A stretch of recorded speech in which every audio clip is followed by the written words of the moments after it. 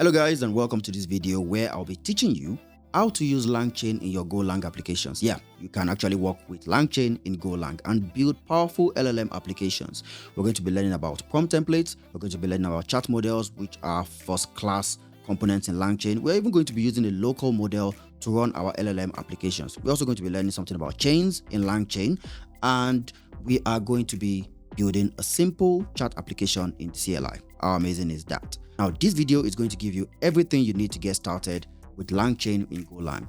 However, it is a subset of a much larger course. So if you want more details, if you want to go in depth with Golang and LangChain, you can check out the link in the description to take you to the full course where you can get it at a discount that I have applied with the link in the description. So without much talk, let's get started learning how to use LangChain in Golang applications.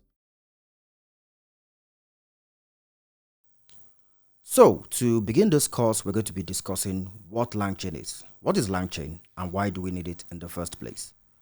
So around 2022, OpenAI came up with ChatGPT. And I don't need to say how much that broke the internet and the tech world. So they came up with ChatGPT, which is an application that was built on something called a large language model. A large language model, specifically referred to by the OpenAI team as a generatively pre-trained model. That's a GPT. So ChatGPT was built on this large language model that OpenAI referred to as a GPT. So I think when ChatGPT came out, there was GPT 3.5. GPT 3.5 launched ChatGPT. Then we started having GPT-4, GPT 4.0, and you know the gist right now.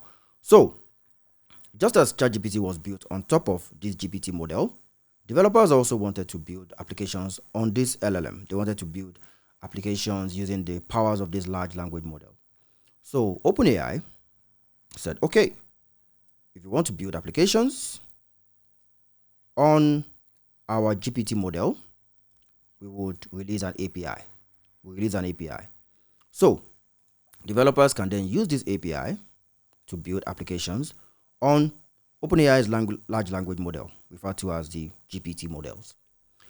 Now, other big tech companies saw what OpenAI was doing and all the success with large language models. So they also followed the same train and started releasing their own large language models.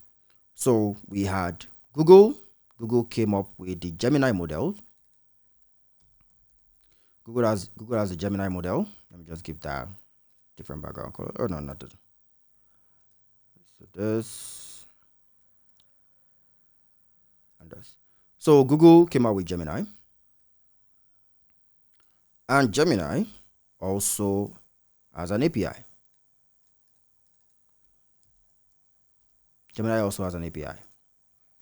Now, following suit, we also had other big companies like Anthropic. And Anthropic released the Claude models. Let's give the blue. No, we have used blue already. Let's give the pink. So Anthropic released the Claude model and also their own API. So developers were basically spoiled with APIs to work with and large language models to build on. But then you can most likely already see the problem. When you want to build an application, you have to choose which model you want to build with, which is fine. But then imagine along the line you discover that you have to build with a different model. You have to build with a totally different model. You have to rewrite the entire code. Of your LLM interactions with your application in order to suit that model. So let's say you were building an application and you started by using OpenAI's GPT. Then along the line, Gemini came out with the all-powerful 2.5 Flash. And you're like, oh yeah, this makes sense. GPT-5 is not fulfilling what we want. We would like to use Gemini. You have to rewrite the entire code that your application uses to interact with the LLM's API, because all these APIs are different. And even sometimes it's not about switching LLMs completely. Sometimes you just want to have an hybrid system where you use OpenAI for the things that OpenAI is good at, and you also use Gemini for things that Gemini is good at. For example, Claude models write code better. People have said that Claude models write code better, and GPTs are very good with writing. So in the parts of your application where you want to have code generated, you want to use Claude, and the parts where you just want to generate, let's say, copy, marketing copy, or any type of copy, or write documentation, you want to go with GPT. So you want to have an hybrid system. You have to write different API interactions for every single model that you're working with. So that problem is what LangChain has come to solve by providing a unified API. This is LangChain. LangChain provides a unified interface, and with that interface, you can interact with all these models.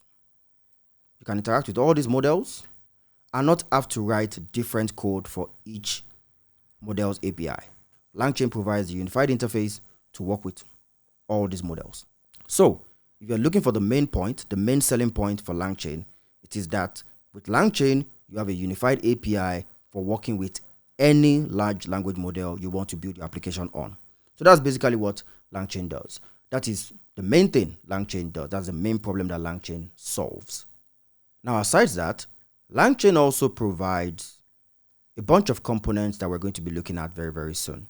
Components like prompt templates,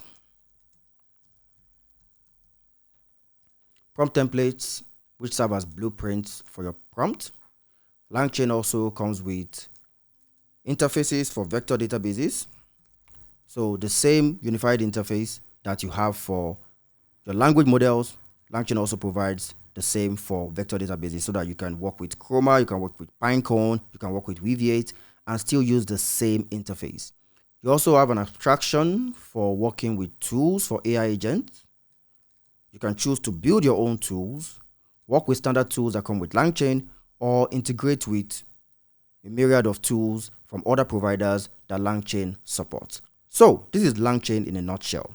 It provides a unified interface for you to work with any large language model. The API of any large language model, LangChain provides a unified interface to work with them.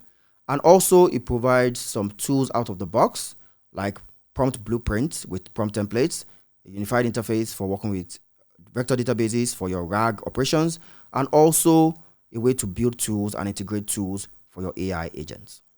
And because LangChain allows you to work with the APIs of any LLM using the same interface, you can swap your LLMs easily. You can swap GPT for Gemini, and you don't have to change anything. You just have to change the integration in one spot, and the API is the same for everything. If you choose to move to Claude from GPT, you can simply go to Claude, and the entire API remains the same. You don't need to rewrite your entire code base. So that is LangChain, and this is what has made it one of the most adopted AI frameworks for building applications on large language models. And in this course, we're going to be looking at the Golang version of LangChain. LangChain has a Python version, it has a JavaScript version, and now we have a Golang version, so that Go developers can build LLM-powered applications with one of the most popular frameworks out there. So in this video, we're going to be creating our very first LangChain Go application. I've already created a new folder for that with the name langchain-go, as you can see here on the file menu. And that's basically what you need to start. Just create a new folder. There's no scaffolding or stuff. Just create a new folder. And we're going to be setting up this folder just like a typical Golang application. So I'm going to pull up my command line here in VS Code. And inside this folder, we're going to run go mod init langchaingo app. So we're going to use this to initialize our LangChaingo application. So I'm just going to hit enter. And yeah, this is now initialized as a Golang application. Let's clear this. Now the next step is to install the LangChaingo package. And to do that, we're going to run go get, and the name of the package is github.com/tmc/langchaingo. Yeah, make sure that this is spelled correctly. github.com/tmc/langchaingo. /langchaingo. Now it's enter, and that should pull in our dependencies, which is cool. So we're just going to clear this. And now, as you can see, we now have the go mod and the go.sum files here in our root folder. And I think for now we can just click out of our command line and deal with the folder itself. And inside this folder, we're going to create a new file. I'm going to call that file main.go. Main.go. This is going to be the entry point for our application. And the way we're going to be using this file throughout this course is that it's going to be the file that is going to be running our examples. We're going to be creating our examples in different files. Then we're going to be bringing them in as functions into this file, and we're going to run them. But we're going to see that very soon. Let us do the typical scaffolding. So we say package main. I'm going to create my main function. And now we're good to go creating our first langchaingo application. Now, this application, what it's simply going to do is that it's going to pass a prompt to a language model from OpenAI, and we're going to see a response generated. Simple as that. We're going to pass a prompt to OpenAI, one of the OpenAI models, and it is going to generate a response for us. Simple and straightforward. Now, to do that, I'm going to import some dependencies. And the first one is going to be context. Because we're going to be making remote calls, we need the context package to create a background context. I'm also going to bring in FMT to print our outputs. I also want to log errors in case we have any of those. And most importantly, we need to bring in two modules from LangChaingo. The first is going to be github.com/tmc/langchaingo, and that package is going to be the LLMs package. The LLMs package. This is the main package for working with and interacting with LLMs in LangChaingo. This is the main package for working with LLMs in LangChaingo. Now, the next package we're going to bring in is our OpenAI wrapper, the chat model for OpenAI. We're going to bring in our OpenAI wrapper, and this is the package that we're going to use to interact with OpenAI. So for that, I'm going to say github.com/tmc/langchaingo/ now this can also be found in the LLMs package, and it's called OpenAI. So github.com/tmc/langchaingo/LLMs, just like this first one, then OpenAI. Now we're getting some errors here, even for standard packages. So I'm just going to pull up my command line. I run go mod tidy.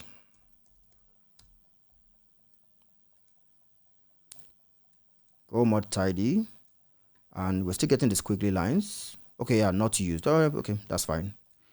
That's fine. We're going to use them later. I have auto save and auto import enabled on VS Code. So if I hit save right now, all these packages are going to disappear because I'm not using them because of the Golang extension. So, but if you don't have that turned on, you can just import them and use them. But make sure that you don't have any unused packages imported.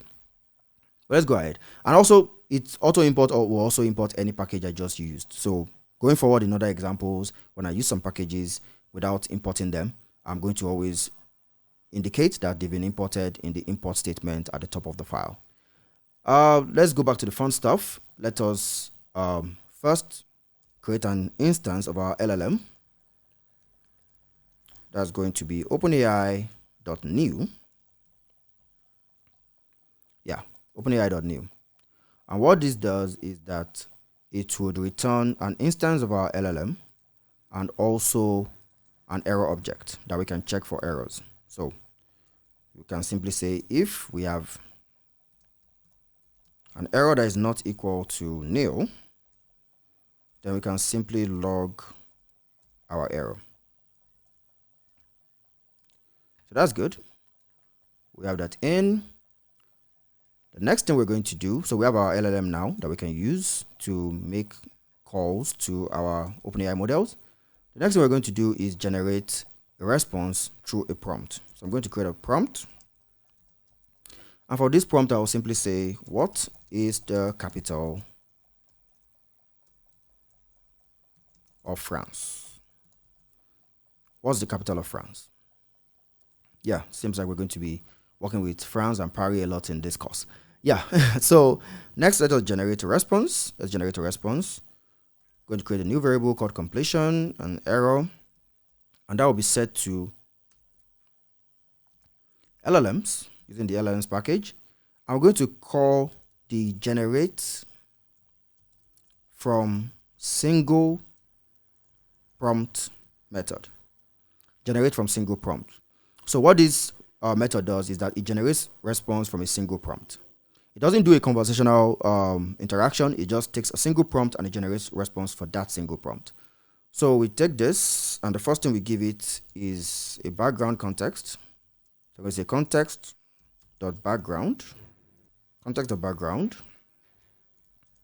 And the next thing we're going to pass to this is our LLM, the LLM that is going to be performing the operation. And finally, we pass in our prompt. So you pass in your context, you pass in your LLM, and you pass in your prompt. Let's give it a trailing comma here. And it will return an error object or completion. So we have that in place. Then finally, let us first make sure that we're checking for errors. If error is not equal to nil, let's make sure that we are logging the error. And finally, we can simply print out our response, which is just this completion. So we'll just print this out. We save. Now let us run this. I'm going to pull up my command line. Now, because we're interacting with the OpenAI API, we need to have the OpenAI API key in our environment. Very, very important. We need to have it in our environment because it can then be picked up by our OpenAI instance and used in our call. Now, to have your OpenAI key in your environment, you can use different systems.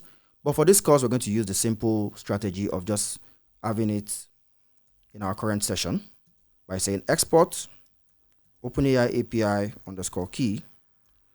This is the environment variable that the OpenAI API key requires. This is the standard name of the environment variable that is required to have the OpenAI API key. And we're going to set this environment variable equal to our OpenAI API key. So I'm just going to grab my key and paste it here. That's the key that we generated from our dashboard, and hit enter. Hit enter. Then now I can clear screen. If we say echo, and let us try and print out our key, we see our key is now in this current session.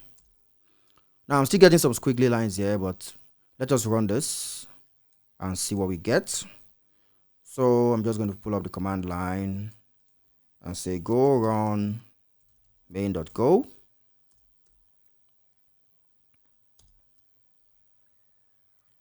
So we see the Golang error, and it's acting like we didn't install our packages, but we did. We did install these packages. Let's try and run go mod tidy once again. Say go mod tidy. Okay, so that clears those errors up. And now let us run our file again. Go run main.go. Now it's going to hang for some few seconds because we're making a remote call to an API. And as you can see, we get the response and it tells us the capital of France is Paris. The capital of France is Paris. And now you have been able to build your very first langchaingo application. So in this video, we're going to be looking at prompt templates in LangChaingo, prompt templates, and specifically string templates. Now, prompt templates, like I mentioned in the components video, they are a way for us to create reusable prompts. So we have these functions or factories that generate standard prompts for us. And one of those standard prompts is string prompt. So we create a template and we put that template in a factory or a function that we can then pass variables into, and it will generate a standard template for us. But let us look at a more interactive description. Now, think of your prompt template like a function. So think of it like a function, and that function has arguments. And what that function is supposed to do is to return a string. It's to return a string, but this time a templated string. So you have the string, and it can be a greeting template. Let's say the template is a greeting template. So it says, hello, how are you? And yeah, it has, let's say, B here. So B is here. And instead of saying hello, we can say A. So A, how are you, B? It takes this in. Get into this. It takes this in, and we can just close the function down here. Now, these are called input variables. These are input variables. This is the template string, and this is the template that returns it. This is our prompt template. So our prompt template returns a formatted template to us, taking into account these input variables. Now, these input variables, we can say A is greeting type. So instead of A, we say greeting type, or say greet type, just to save space. Greet type, and B will be name. So instead of A, we have greet type, and instead of B, we have name. So when a user is using this function, or when we are using this function, we can say, yeah, let's say this function is, let's call it greet. So the name of our template is greet. Great. So we can then take this template and say greet. The greeting type will say is hello. And the name of the person we want to greet is John.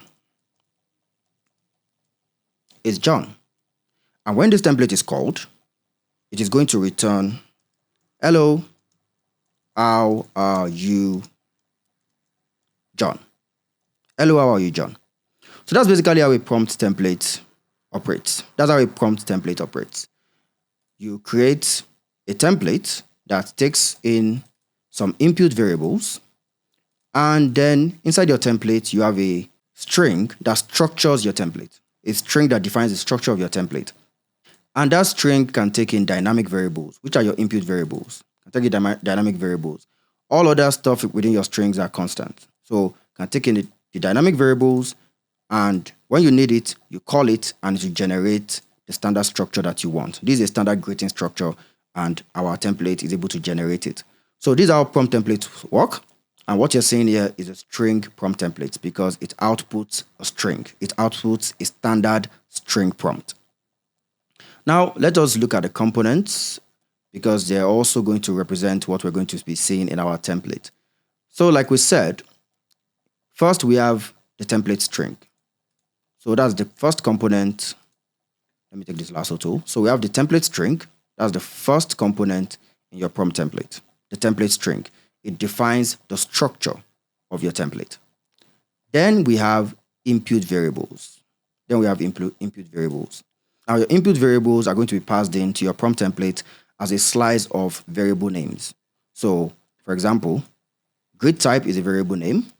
Name is a variable name. So you're just going to pass it into your prompt template constructor as a slice of variables. Then when you want to call your template, you're going to pass in the values for your input variables.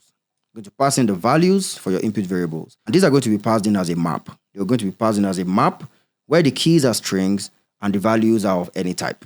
So for example, greet type is going to be the string key. Hello is is going to be the value. Name is going to be the string key. John is going to be the value. So these values could as well be numbers, they can be slices, and they can be maps themselves. And at the end of the day, you're going to have this generated. This is what is called your output. This is your output. Your template is going to format your string prompt templates with the input variables, and it's going to generate an output. Now let's go back to this template string. Now, Go natively, or LangChain Go natively uses Go's native text template formatting architecture. So you can just use that, and when you're inputting your variables, you can have them look like this. So for this, we'll say double curly braces and dot. Double curly braces. So this would also be double curly brace, dot, double curly brace, which is how the native formatting, string formatting architecture in LangChain Go works. But you can also use Ginger templates. And you can use F strings also. But the default is Go's text template formatting. So yeah, that is how prompt templates work. But now we're going to go into Visual Studio Code so that we can actually see them in action. Now back in Visual Studio Code, yeah, we still have our previous example open. So let's just clear that out. Let's close the command line. Now I'm going to come to this file, and I'm going to delete everything here. For the previous example, that's our first app. I'm going to save so that it clears all dependencies. So all the imports are gone. It's good. And now we have a clean main.go file. And like I said, this is where we're going to be running all our examples from. We're going to be creating our examples or our demos in different files. Then we're going to be importing them in here or bringing them in here as functions and running them. So I'm going to create a new file and call it O201, which is the name of this video. Then dash string templates dot go. String templates.go, which is good. I'm going to make it to also be of the main package. I'm going to name this function string prompt templates. It's good. And here in main.go, I'm just going to call string. Let me just copy that. I'm going to call the string prompt templates function. Yeah, that'll be our first example from O201. O201. So that's good. Now we can write our example here. Now what we want to do here is simply create a new string prompt and format it so that we can see the output. We want to create a new string prompt template, then we format it with some input variables and get an output. Now, one thing to note is that your string templates can have or not have input variables. Typically, most of them are going to have input variables, but I'm just letting you know that they can actually do without input variables. But let's go ahead to writing one. Now, to work with string prompt templates, you first have to import the prompts package. So I'm going to do this. And we have to go to our LangChain Go library, tmc/langchaingo, and bring in our prompts package. Yeah, that is where all the classes for prompt templates are located. Prompts. So we have that, and we're going to create a simple basic prompt. Just simple prompt. And what this prompt is going to do is going to say, write a type of content about a type of topic, or write a type of content about a type of subject. That's just what we want. We want to be a standard template that we can tell it to write, let's say, a poem about a cat, a story about a dog, a news article about politics, and anything like that. So that's what we want it to do. So I'm going to say simple template. We're going to say prompts, and we're going to call the new prompt template type. And the first thing we're going to give it is our string template. We're first going to give it our string template. So we'll say write a Then I'm going to introduce a dynamic variable that we'll call content type. I'll say about subject. So write a content type about subject. So like I said, it can be write a story about dogs. And the next thing we need to pass here is our slice of input variables. We have to tell it that we're passing in these input variables, even though they are already there in our template string. So I'm going to create a new slice, and it will be a slice of strings.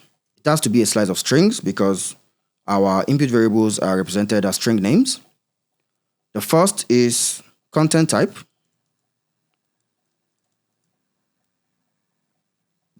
And the second is subject. You can pull our trailing comma here. So I'm going to save this. And we have our string template. Yeah, this is our template. We have it. It's good to go. It's nice. Everything is all good. Now, let's check which error is coming out here. Error while importing. Yeah, this is just some funny Golang errors that will clear out soon. So let's just continue. Now that we have our template, let us format it by passing in our input and let's see what we get. So I'm going to come down here and create a new variable. I'm going to call it template input. And template input is going to be set to a map. Like I told you, you have to pass in the input as a map. It will be a map with string keys and any value. So these string keys represent the input variables, the string input variables, and any just means that we can pass any value to any of these keys. So the first is going to be content type, content underscore type. And that will be set to, let's say, poem. We want to write a poem about cats. So it's a content type, poem, cats, our subject, content type poem, and our subject will be cats. Yeah, sorry about that. Content type poem, our subject is going to be cats. So we want to write a poem about cats. So with that in place, we can then scroll down and format. We can format our prompt. So I'm going to say simple prompt, create a new variable called simple prompt. Or rather, let's start from right to left. I'm going to call my simple template. And as a template, I can call the format function on it. Call format. And for format, it just needs to take in the template input. So copy the template input and pass it to it. Now this is going to return two items. The formatted prompt, which I'm going to be putting in a variable called simple prompt, and an error object. Those are the two items that is going to return. So the format function returns your formatted prompt and an error object. I don't want to check for this error, so I'm just going to silence it. And I'm just simply going to come down here, call fmt, print line, and we're just going to print our simple prompt. And because I use fmt here, auto import has automatically brought this in. So we have this in place. And here we're not using any LLM, so you don't need to actually have any key in your environment to run this code. Let's go ahead and run this code, even though we still have this funny error here. Let's scroll down, pull up our command line. Now I'm working with these two files, main.go and o2 string templates.go. So we need to run both of them together. So I'll say go run main.go and also o2 string templates.go. We'll most likely get an error. Yeah, we're still getting an error for the module. First, let me go back and check if I'm importing the right module. So I believe this is correct. So let's try and run go mod tidy once again.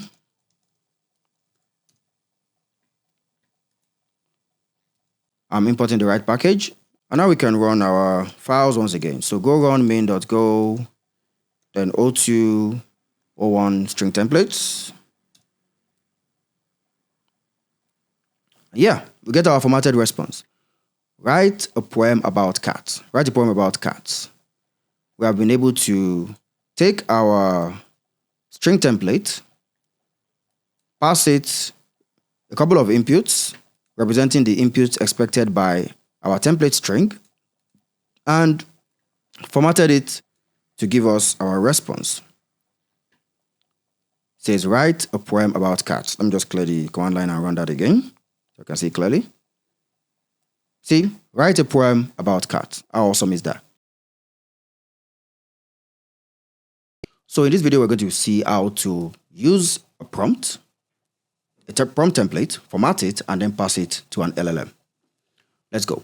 So first, let's get it out of the way. I'm going to create a new file, o206. I'm going to say with models.go. That's good. Models.go, let's do package main, func, we say working, prompts with models, prompts with models. That's good. Let's simply copy this and make it our example. o206. Awesome. Now let's go back to the main file. And what we're going to be doing in this demo is that we're going to be taking I think that was the very first prompt we wrote about poems or content type about the subject. Yeah, we're going to be taking this prompt template and we're going to be using it with an LLM. So I'm just going to copy this so we have the prompt template. You don't have to watch me type the prompt template all over again. Let's close out of this. I'm going to bring this in here. So with this in place, we can then start working with our model. Now, the model we're going to be using for this demo is the OpenAI model. We're going to be using the OpenAI integration, and we're going to be using the GPT-4o model specifically. So let's begin. The first thing we're going to do is create a context. Let me just call that CTX. We're going to create a context, and that will be context.background. And this is needed because of the asynchronous operation that we're going to be running by calling our LLM providers API. So once we have that in place, I'm going to create a new instance of my LLM. In the next section, we're going to be doing a deep dive on chat models, so you don't need to worry about how this is constructed right now. So we say OpenAI.new. And because I want to use the GPT-4 model, I'm going to be using an OpenAI configuration parameter, which is OpenAI.withModel. And here I can pass in the exact model I want to use, which is GPT-4o. So the trailing comma.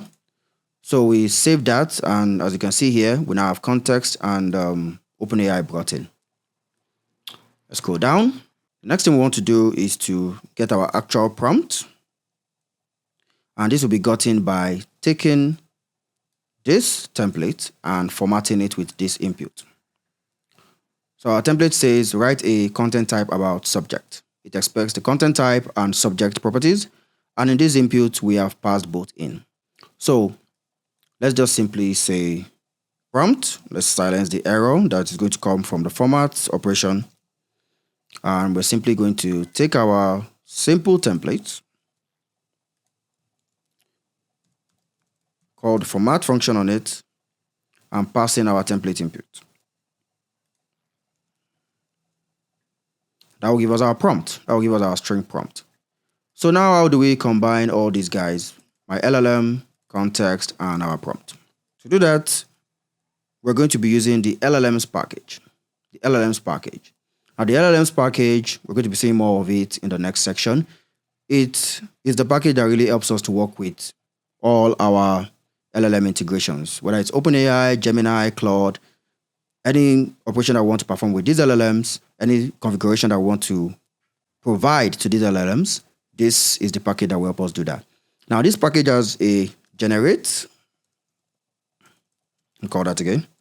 That's a generate from single prompt method that is used to send a prompt to an LLM and get a response back. This takes 3 arguments. First is our context. The second is our LLM, which is my LLM. And the third is our prompt. So it takes context, LLM, and prompt in that order. And it will return a response from our model, which is a string response, and an error object. Let's not silence that here. Let us have it in place so that we can check for errors. So we can simply take that error and check if it's not nil so that we can log it. So this is going to generate a response from our LLM, and our context object is going to manage that remote interaction. So we can then take our response and print it out.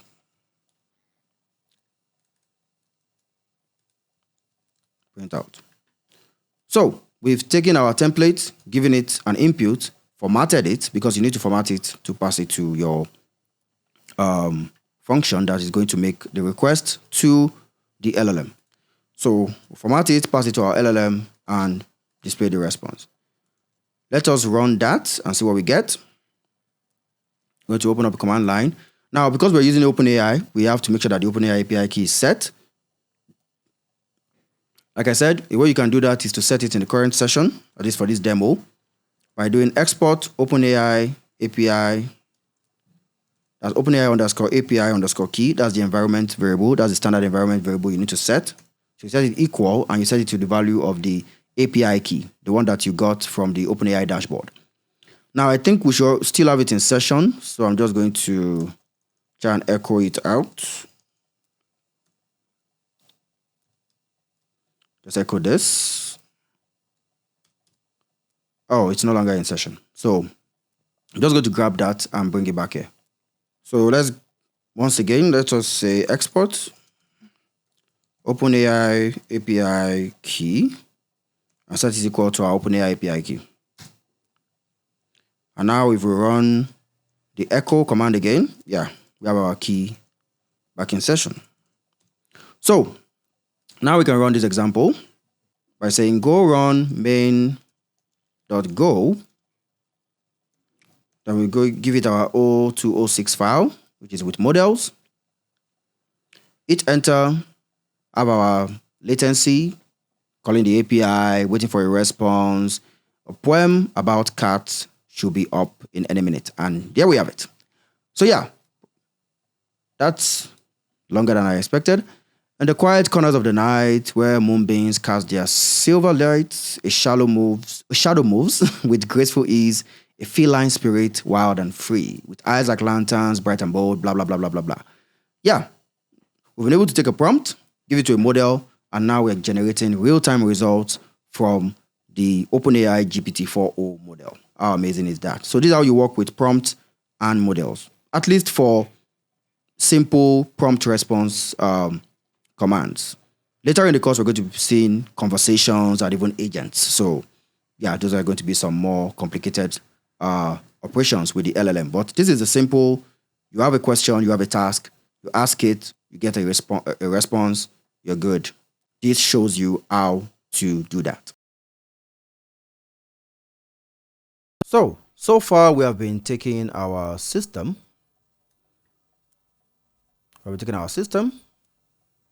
And we have been calling remote servers, remote APIs. We've called OpenAI. And we've also called Google Gemini.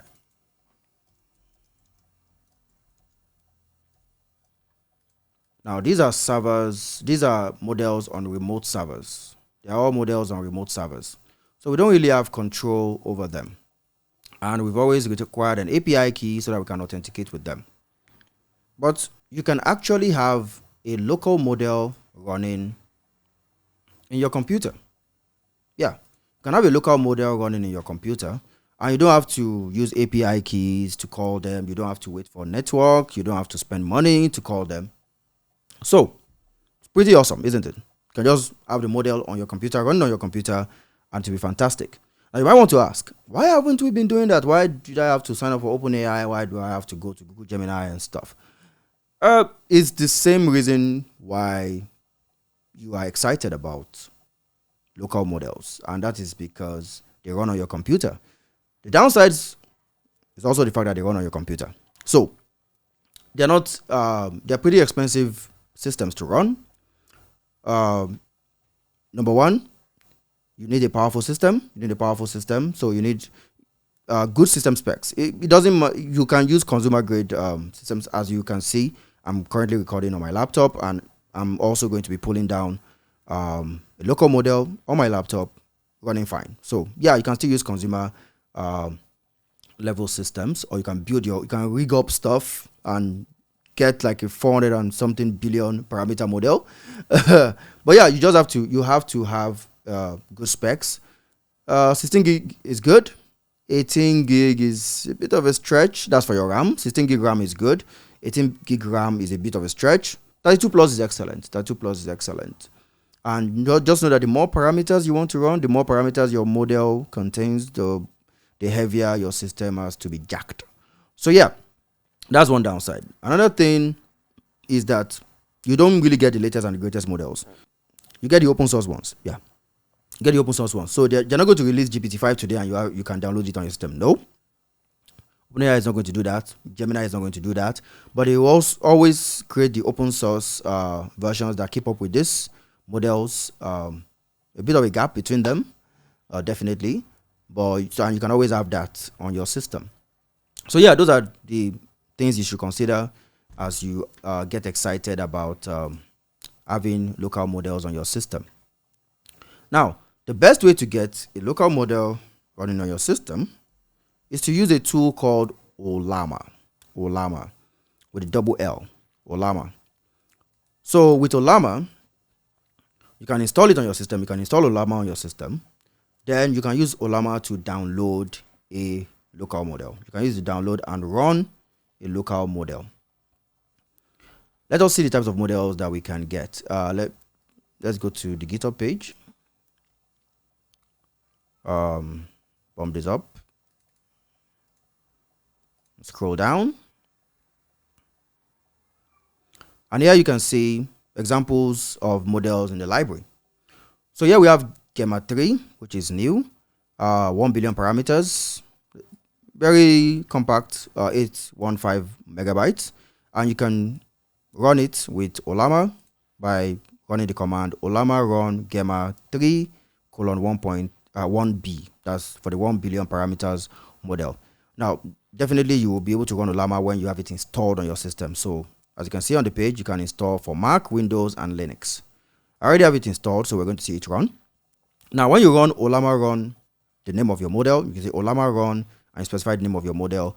If you don't have that model already downloaded, it will just pull it. It will start pulling it. So be very vigilant of this column so that you know the size of the model you're pulling. For example, this Gemma with 4 billion parameters is the one I have on my system, and it's currently consuming 3.3 gigabytes. The 12 billion parameter model is going to cost 8.1 gigabytes, and the 27 billion version is going to cost 17 gigabytes. And you can see there even DeepSeek R1, 671 billion parameters, is going to have you shelling out 404 gigabytes of your space. So yeah, based on what you want to do and how much control you want to have and how powerful your system is, you can go and run these models.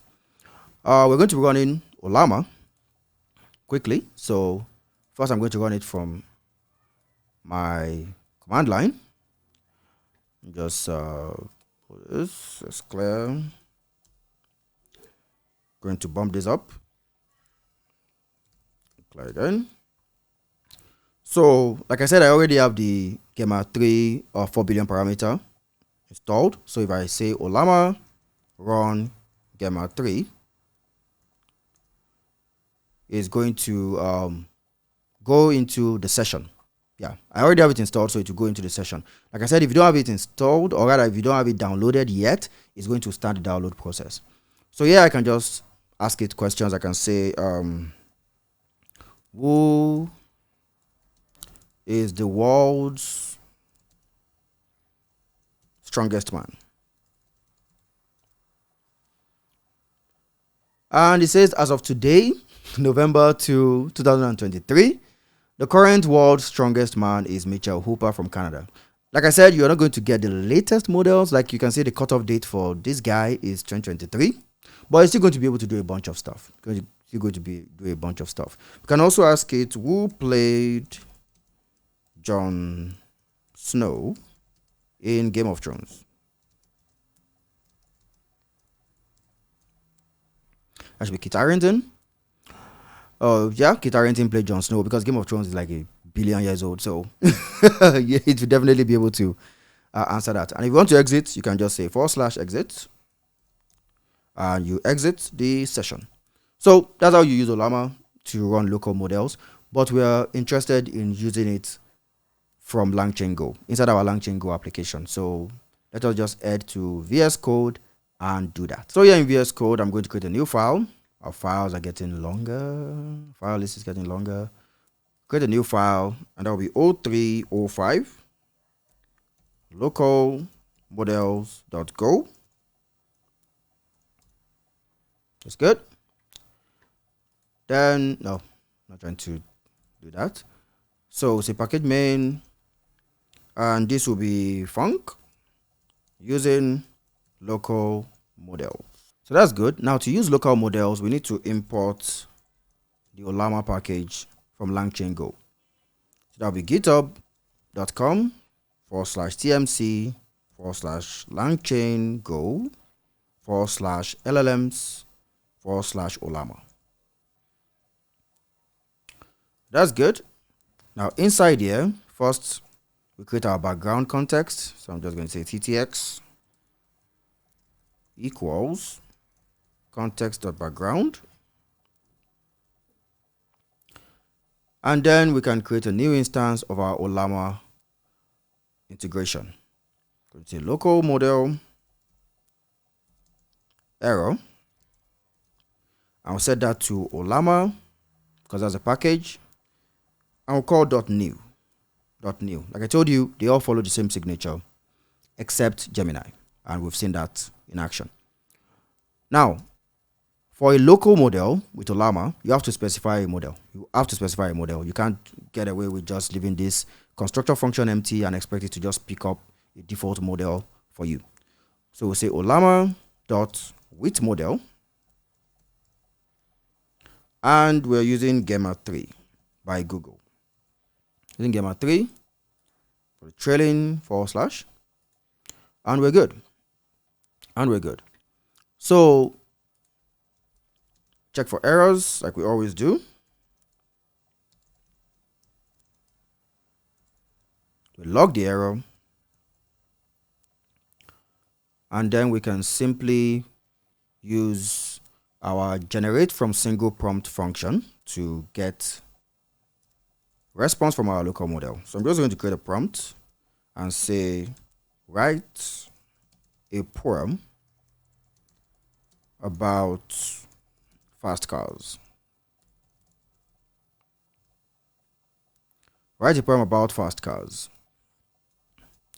And here we can say response error equals LLMs.generate from single prompt. The first thing we pass in is our context. Then we pass in our LLM, which is a local model. And we can pass in our prompt.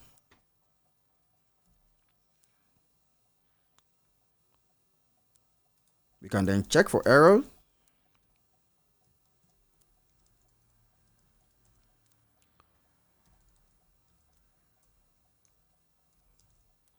Log the error. And finally, print our response.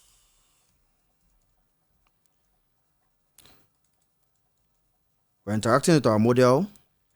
We're printing a response, but this time we're working with a local model, a model that is actually running on our computer. So save that. And by the time we're running this, you will notice we won't need to set any API key. So congratulations. So we'll just say go run main.go. This is 0305 local models. So let us see the response from our local model from our langchaingo application. Okay, I'm getting configurable responses 29. Oh, okay. Let me see. Did we undefined? Interesting. Let's save this. Did we? Oh, okay. We are still calling the. Sorry, we are calling the 0304 demo. Yeah, that's the first time we're missing that. So let us call using local models. Yeah, using local models. Sorry about that. Let's clear this. And now let us run our files once again. It's calling our local model. And very soon we're going to see an output. It's quite funny that it's taking a while, and this is local. So that's very, very funny. So look at this. Says, okay, here's a poem about fast cars aimed for a blend of excitement and a touch of melancholy. Chrome and shadow. Interesting. Intriguing. The asphalt size beneath the tread, a silver flash, a whispered dread rather. Chrome gleams beneath a neon hue, a hungry beast demanding you. That is very deep. And down here we can see it says, would you like me to try a different style, more gritty, more romantic, focus on a specific type of car, classic muscle car, sports car, or adjust the tone or length? Yeah, for this demo we're good with this, so yeah, that's good to go. But as you can see, we've been able to query a local model, a model that is running on our computer using Ollama, and get a response. In production, you can choose to host a model on your server. You host a model locally on your server and use that for your operations. Cursor just released Composer now, so they don't have to be calling the OpenAI API all the time when people select. Yeah, I think they still support it. They still support the OpenAI models, but now you can use the Composer model that is by Cursor, and that runs on their own server. So they don't need API keys, or they don't need to pay for that. They just need a lot of compute. Yeah, a lot of compute. So yeah, that's how you work with local models in LangChaingo. So in this section, we're going to be learning all about chains in LangChaingo. Chains. Now, what are chains? Chains are basically how you build workflows in LangChain. Chains are how you construct AI-driven workflows in LangChain. So let's imagine you want to build a workflow for sending an email. Let's say we have a bunch of steps. So let's say step 1 receives the input and drafts the email. Then we have another step. Let's call it step 2, which is going to review the email and also attach sender details and receiver details. And then we have step 3, which would actually send the email. So we have these 3 steps in our email outbound workflow.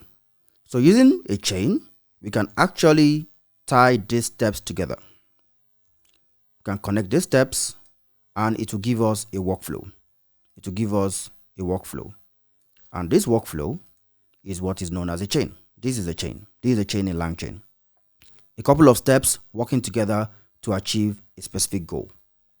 So chains are basically your infrastructure in LangChain for building AI-driven workflows. Now, chains, unlike agents, are not autonomous. Agents are autonomous. They get to make their own decisions, but chains are predefined. They are predefined. You arrange the steps in the right order, in a predetermined order, the order you believe the steps are to be taken. You arrange them using a chain. So that is the main difference between a chain and an agent.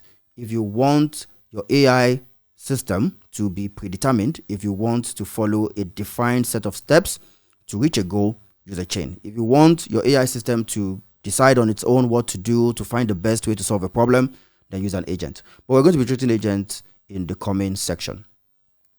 So back to chains. Now, how do chains work?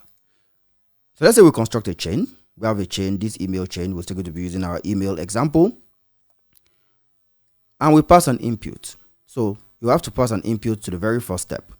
This step expects, let's say, your email intent, the sender details, the recipient details, and all that. So you send an input to this step.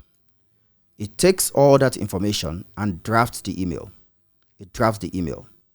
Once it drafts the email, it will then send an output.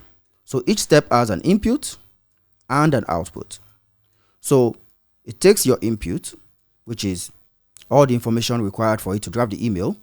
It drafts the email and sends the drafted email to this step, to this review step. Then this review step takes the drafted email, checks it for spelling error, checks it for tone, and makes sure that the intent is correctly reflected in the email. And once it's done, it sends the final draft to this node that sends out the email.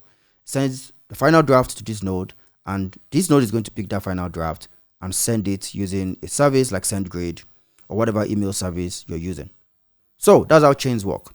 Just a sequence of steps, and the output of one step is going to be the input of the next step. The output of one step becomes the input of the next step. So you have to make sure that whatever data format or type or structure that a preceding node is producing is what is expected by the next node. This is very, very important. You can't be expecting a string here and you send a map from here. That is not going to work.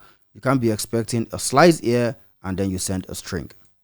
That is not going to work. So you are in total control of this process, so you make sure that you're sending the right data across your steps.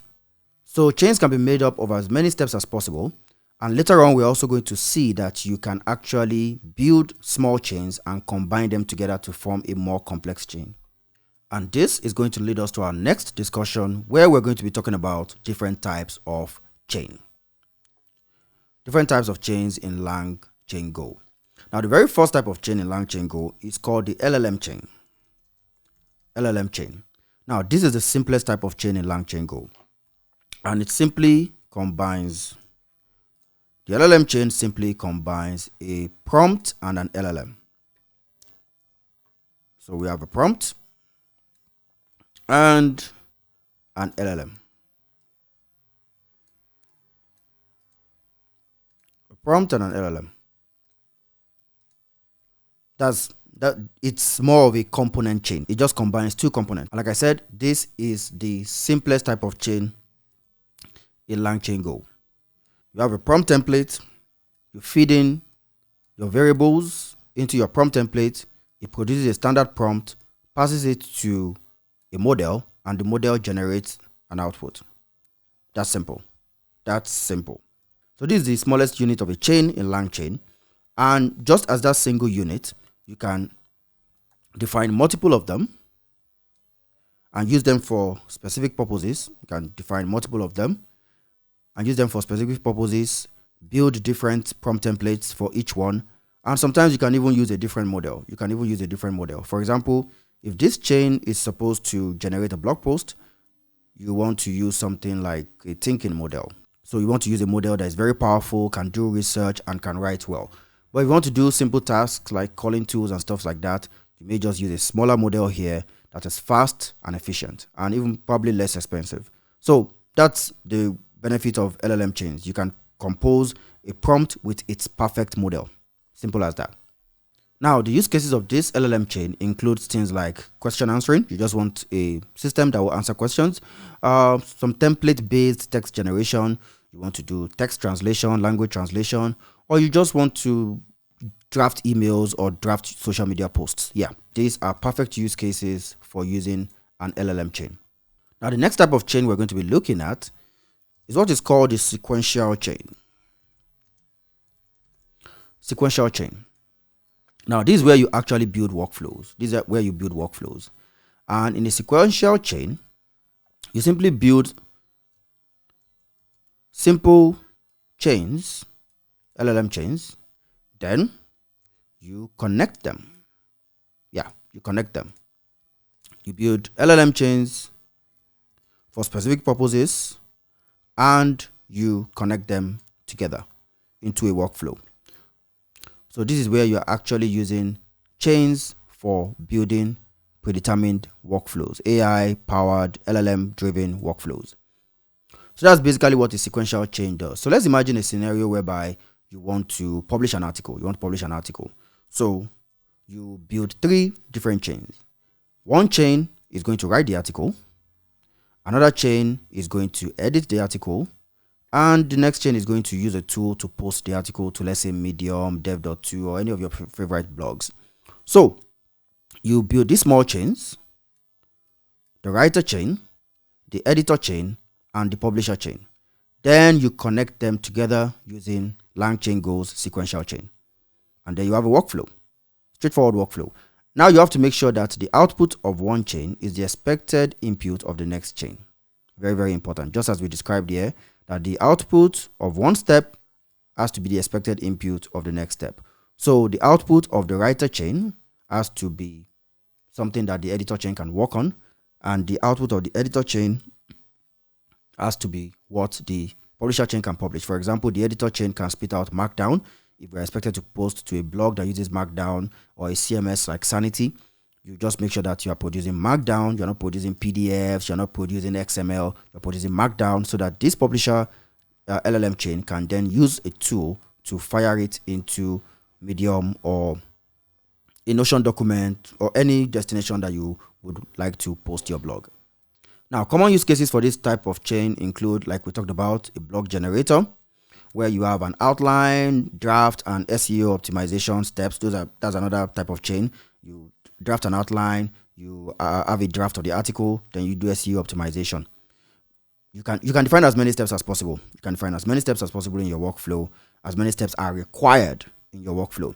Also, coding tools where you generate code in one step, you add comments in another step. You can also format, lint, or whatever in the next step, or test, and then you can also push to a repository. So coding tools. You also have generation of marketing copy, which is similar to the blog posts or article generation and posting that we described earlier, where you generate an article. You can also have a step that does, let's say, like an A/B test, and also a final step that optimizes your article before it then posts it to the required destination. So yeah, that's a sequential chain. The next chain we're going to be looking at is what is called the conversational chain. Conversational chain. Now, from its name, you may have guessed, these are chains that can maintain a conversation history. Yeah, they can maintain a conversation history. They can maintain a conversation with your system. They can maintain a conversation with your user. These chains can be run multiple times, and they're going to remember every single thing that has been discussed. So let's just look at the makeup of this type of chain. Now, these chains basically just have an LLM, and another secret ingredient. And that other secret ingredient is a memory model. They have a memory model. So if they have an LLM and a memory model. Now, with these two, anytime you send information, anytime you converse with this chain, it would process it with the LLM, of course, give you a response, but it would then take both the response and the message you sent that generated the response and save it in memory. So that when you ask your next question, it is going to pull from that memory and use it as context. Like I described in a previous video, LLMs are stateless. They don't remember the last thing you spoke to them about. They can't remember. But with a conversational chain, you can build something that can function like a chatbot. And anytime you converse with it, if you tell it your name and later on in the conversation you say something about your name, it's going to remember your name. It's going to remember everything that you guys have discussed, and it will be able to answer you accordingly using the memory as context. Now, these are great for building chatbots and virtual assistants. You already know that that's where we're going. They are great for building chatbots and virtual assistants. You can also build things like customer support systems. They are also awesome for conversational tutors. Yeah, you can build conversational tutors with this. You can also build your own AI-powered version of Duolingo with this, even though from what the market is saying, I don't think people really like that for Duolingo. You can also build things like e-commerce shopping assistants. You can build interactive storytelling games. I saw one that was built recently and I really loved it. And I'm hoping to replicate something like that. So yeah, with a conversational chain, you would always get responses from the model that take into account your context. So you can have a full conversation with your chain. In this video, we're going to be looking at the third type of chain that we discussed in this section, which is the conversational chain. The conversational chain. And as the name implies, these are chains that can hold a conversation. They can hold a conversation because they're a combination of your LLM and a memory model. And using this memory model, they can save your conversation history and be able to respond with knowledge of what you've discussed previously. Now, what better way to make this fun than to build a simple chat application? So we're going to be building a simple chat application in this demo, and it's going to be a command line chat application. So let's create a file for this project. That'll be 04 conversational chain.go. Conversational chain.go, and create our conversational chains demo function, and let us call it here as our exercise for the video 0404. Good. Now we can get started with our demo. Like I said, we're going to be building a command line chat application. So let us get right into that. The first thing we're going to do, as with every video, is create a context. Say context.background. And also our LLM. Still be using OpenAI. .new. And the model we're going to be using for this demo is going to be GPT-4.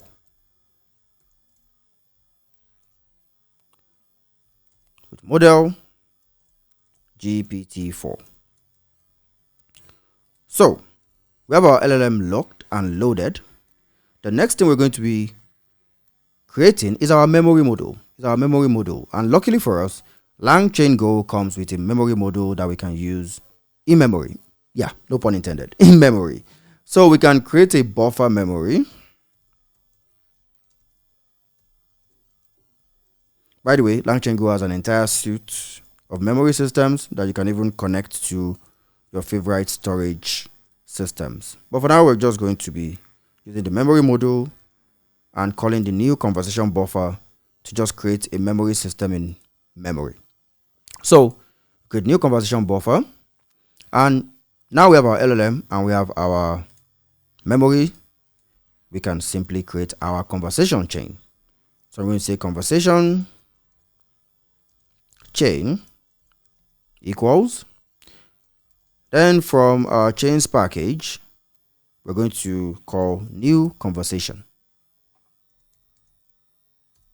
New conversation. I wonder why they didn't call it new conversation chain or new conversational chain, but yeah, it's fine. And with this, we're just going to pass our two components, which is the LLM and the buffer memory. So that's good. And yeah, simple and straightforward. The simplest chain ever.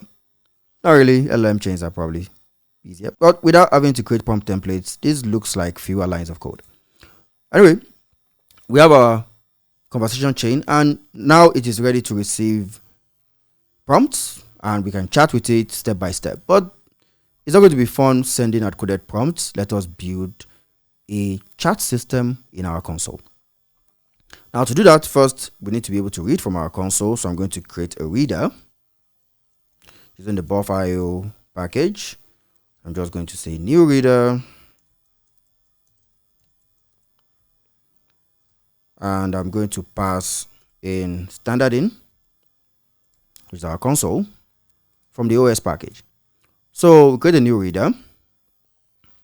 Then in order to have our session active, I'm going to create a for loop that doesn't exit. So we actually have to send an interrupt with like control C to get out of it.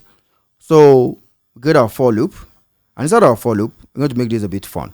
First, I'm going to print the prompt for the user. Just going to say fmt.print, pass a new line. Then I'm going to be using icons. Somebody said the best way to know a vibe coder is to is when you see icons in their code. The icons are fun. I use icons to teach, so I don't care about that. I think there should be another edit. So to emojis, I'm just going to say chat. So let's have this here. That's good for the user. So say that is you. And from there, we can then take the user input. So user input and say error. And we take the reader and read a string from our command line, and we'll read it until we encounter a new line character. So get that in place. User input. Let us quickly check for errors. Say if error is not equal to nil,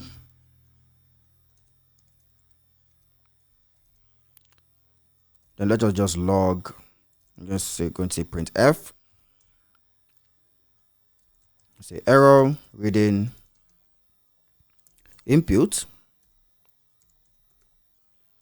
I'm just passing our variable placeholder, new line, and then we can give it the error. So taking care of the error, now what do we do with our user input? First, we're going to trim it of any white space. So I'm going to say user input equal to strings. I've already defined it, so I don't need to use the. And so say strings trim space. Yeah, it's trim space. Trim space, and we pass in user input. I'm just going to copy it here. Okay, so we have it all trimmed up. Then we need to also check if it's empty, so that we don't have people just typing empty prompts and sending an empty prompt to our model. That's going to cost tokens that are going to serve us in no way. So cfmt.println, and just going to put a warning emoji here. Let's see. Warning. Good. And say please enter a message. And we're just going to continue. So we'll just start the session again. Okay. Just going to continue. So the for loop will keep running. Then if it's not empty, we're simply going to simulate the agent's thinking. So first we get the agent's prompt, and yeah, emojis are still going to be awesome. So say robot, yeah, agent, nope, good. fmt.print. Then we're going to say thinking, just to simulate the thinking process. And then we can process the input. So it's a response error. Then we say chains dot. Now we're passing in a single input and we're expecting a single output. So we're going to be using run. Chains dot run. And then here we can pass our context. Next we pass our conversation chain. And lastly, we pass our user input.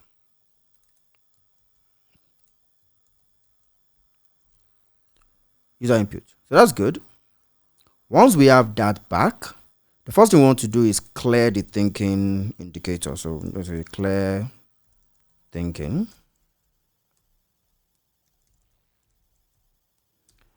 And just say fmt print. We introduce a carriage return, and I'm just going to copy this. Agent is responding. So that clears the thinking indicator, and we print the agent prompt. And then first, let us check for errors. Just Golang, we have to check for errors every time. So if it's not equal to nil, let's print something to the user. Print F. Let's show them that they did something wrong by introducing the red X emoji, and then we just pass in our variable for the error, the new line, and let us pass the error itself. Oh no. Okay, then we still continue. Continue so that you can just keep typing even if you don't get a response back. Now let us display the agent's output. So print line, and then we can pass response. Now we already had our conversation chain here, and we can call it normally, can execute it with chains.run, but yeah, what's life without a little fun? We're just having fun with it by making it an entire chat application. So yeah, I think that's everything. Let us run it and see the magic of chat. So I'm going to say go run, and please make sure that your API keys are in place. Go run main.go. This 0404 conversation chain. And we are live. We are live. Now we're going to be testing out the memory. We're going to test out the memory. So I'm going to give you my name. I'm going to say I am Fikayo.